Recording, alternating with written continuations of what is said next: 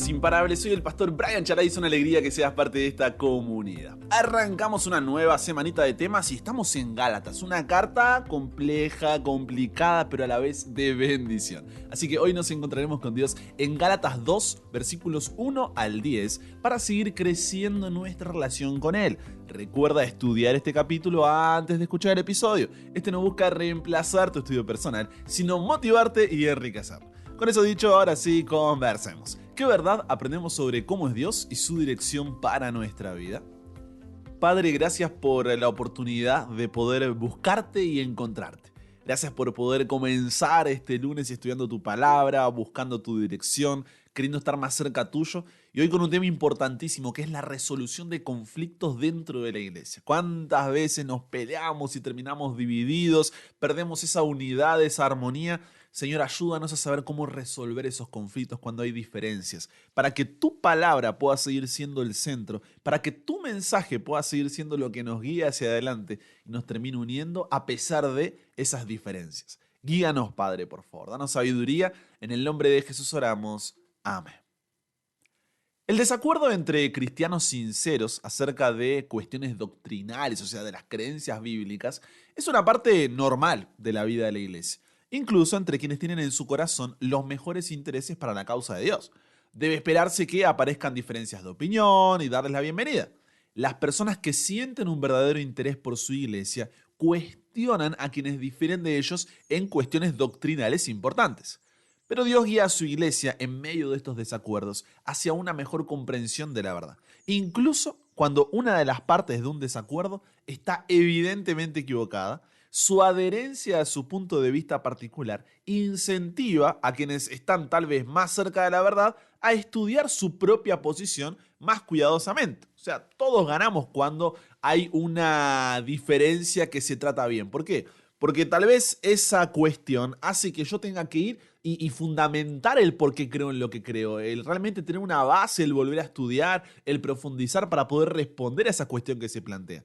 Entonces, todo depende de cómo lo encaremos, de cómo lo veamos. Pero si no queremos que esto nos divida como iglesia, que muchas veces sucede, necesitamos aprender a resolver esos conflictos doctrinales de una forma bíblica. Y es sobre eso que vamos a conversar. La iglesia cristiana, especialmente la iglesia de la región de Galacia, en sus comienzos tenía un conflicto que la dividía. Había un grupo dentro de la iglesia al que en este estudio, ¿recuerdas cómo estamos llamando?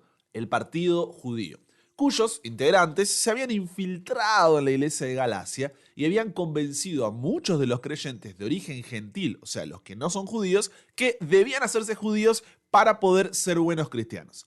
Insistían en que los gentiles debían circuncidarse y observar todas las leyes ceremoniales, las festividades religiosas judías, etc. Y para evitar la influencia de Pablo, que los acusaba de estar equivocados, en Gálatas 1 ellos cuestionaron su llamado como apóstol. Es decir, le dijeron, pero ¿tú quién crees que eres? Para venir a decirnos las cosas. ¿Pero quién te piensas que eres? Básicamente es Gálatas 1, ¿no? A lo que Pablo respondió, pero la cuestión sigue. Esto solo fue uno de tantos argumentos que se presentaron contra él. Aunque seamos sinceros, al ver este conflicto que estaba causando división, nuestra primera reacción, ya sabiendo un spoiler de quién estaba equivocado y quién estaba en lo correcto, es preguntarnos, ay, pero ¿por qué estaba el partido judío tan ciego? ¿No podían ver que lo que Pablo decía era verdad? Como si no lo hubiésemos estado también nosotros en el caso de estar en sus zapatos. Sacudimos nuestra cabeza con asombro y desaprobación, pensando cómo pudo haber ocurrido algo semejante y nosotros, si hubiéramos estado en esa época con esa misma cabeza, hubiéramos hecho y dicho lo mismo. Pero estos capítulos nos muestran un modelo bíblico para aprender a resolver conflictos doctrinales de forma correcta, cuando hay diferencias de opinión en cuanto a una creencia bíblica dentro de la iglesia, para que esas diferencias de creencias no nos dividan, sino que nos hagan crecer.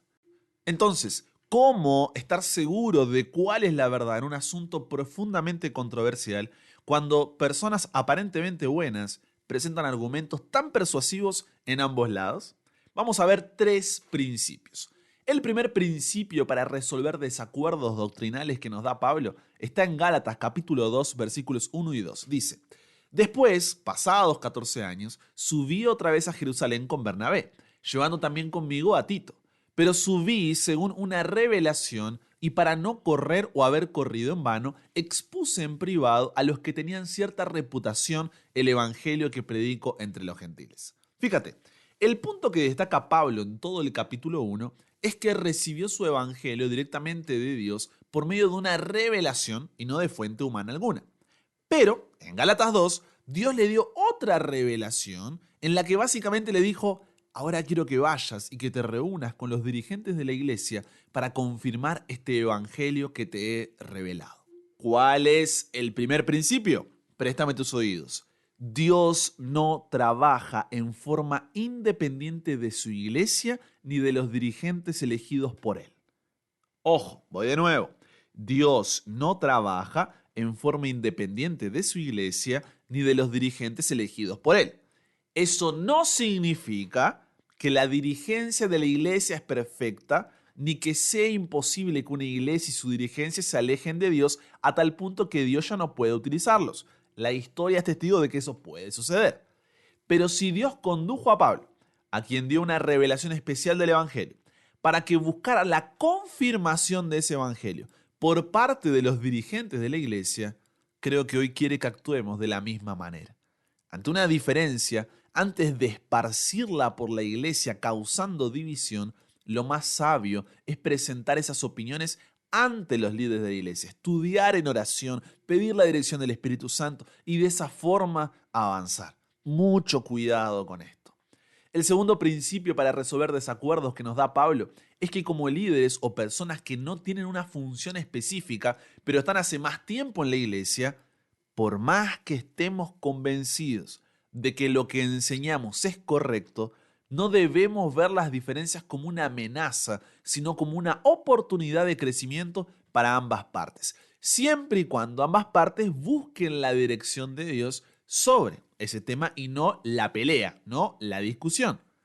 Donde no busquemos tener cada uno la verdad de su lado, sino estar del lado de la verdad. Si no, entraremos en un legalismo donde nadie tiene derecho a pensar. Gálatas 2 nos dice que Pablo llevó a Tito, un gentil, es decir, que no era judío, a Jerusalén, para ver qué harían los líderes de la iglesia en Jerusalén. Probablemente estaba muy seguro de que el partido judío no querría la presencia de Tito entre los cristianos de origen judío y, de ser así, las sospechas de Pablo se verían confirmadas. A tal punto que, antes de presentar sus objeciones, el partido judío decidió confirmar si Tito era realmente incircunciso. Para que tengas una idea, la circuncisión consiste en cortar el prepucio, la piel que cubre la punta del órgano genital externo masculino, como una señal que Dios había establecido con Israel como nación desde Abraham, allí en Génesis 17.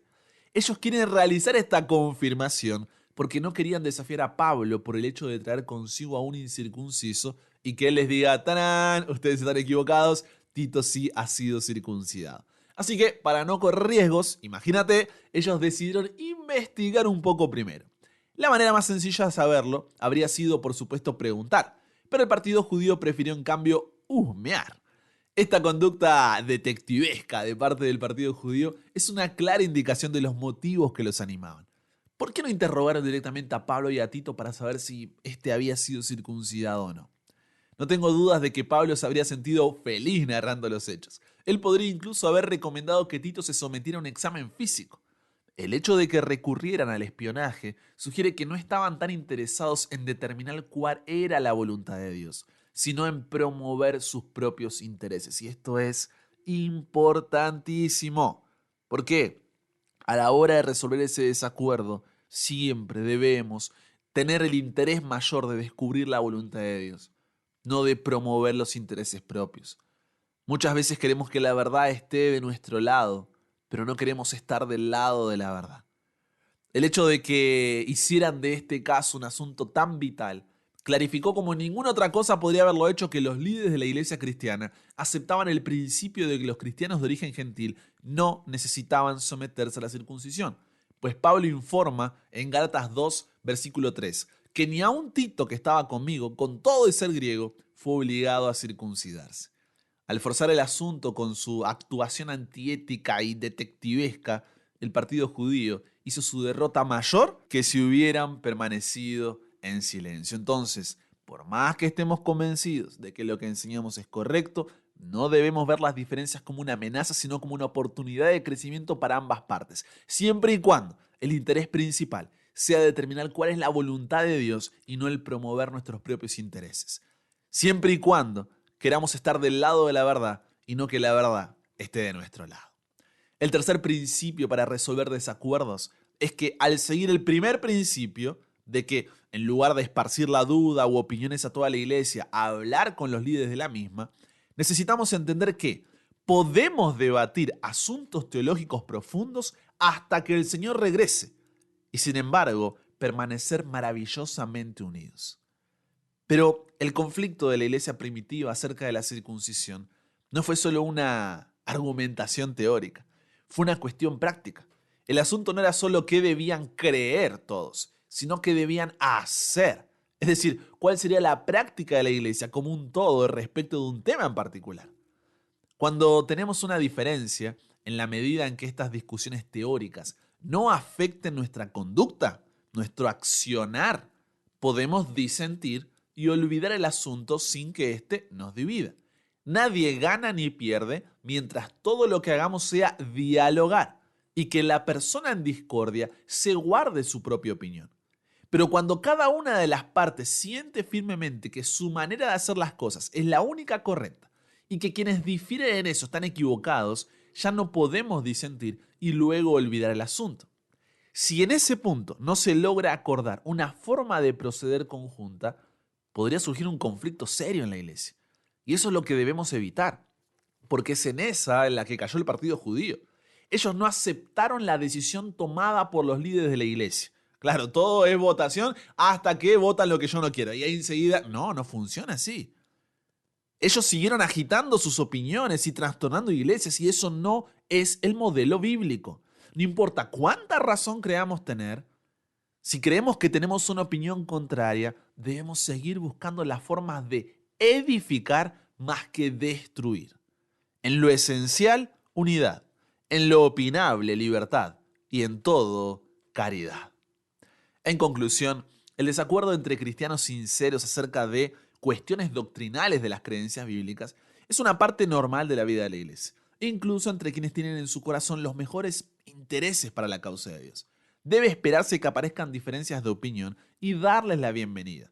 Las personas sienten un verdadero interés por su iglesia y cuestionan a quienes difieren de ellos en cuestiones doctrinales importantes. Esto no significa de que, cada uno crea lo que quiera, sino dar la bienvenida para que haya un diálogo, para que haya una interacción, una discusión sana alrededor del tema, buscando la unidad y la edificación de la iglesia.